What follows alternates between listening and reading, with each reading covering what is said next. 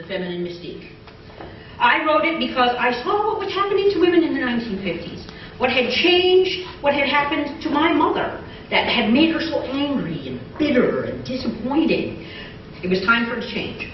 Women were depressed and bored living with the roles that were defined for them. So, in the 1950s, that role was defined as wife, mother, and housewife. You lived through your husband, your children, and your home. You benefited from their achievements in an untidy home. You had an image of a happy housewife in heels and pearls and an apron, flawless, fulfilled, without worries, living through her husband and her children. Did you know that women at that time could not get a credit card without their husband's permission? I know this because I was one of them. I lived in the suburbs outside Manhattan where between the hours of 9 a.m. and 5 p.m. nothing stirred that was over 3 feet tall. But I cheated. I wrote articles for magazines. Now women weren't supposed to work. It didn't matter that we had college degrees and graduated summa cum laude as I did. Didn't even let my neighbors know what I was doing, that I was working. Now that kept me alive. It did, the writing. I was actually active with something of my own to do. And that's what led to my writing of my revolutionary book, The Feminine Mystique. You see, for my Smith College 15th reunion in 1957, I was asked to survey the graduates of my class about their lives, how they were doing. I majored in psychology, so I knew how to conduct and interpret these surveys.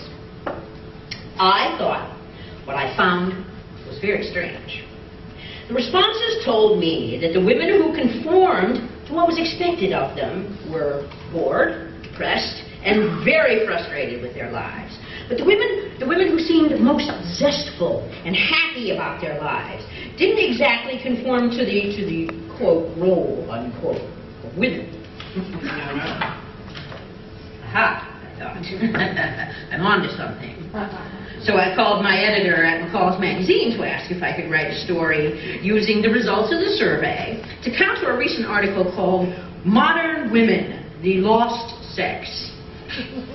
That article said the more education women got, the more difficult it was for them to fit into their prescribed roles. No, please. What I found was just the opposite. My article was turned down at several magazines. Each time it was turned down, I went out and I did more research.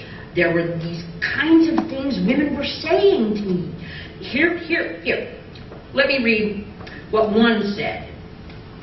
She said, "I'm Jim's wife and Janie's mother, a putter on of diapers and snowsuits, a server of meals, a little lead chauffeur, but who am I as a person? It's like the world is going on without..."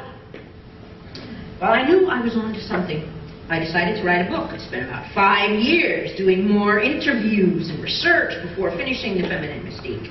The response was amazing. Amazing. We sold over 2 million books. Now, I had always considered my husband and my kids to be the core of my life, but writing that book and the feelings that I had when I held a bound copy in my arms for the first time,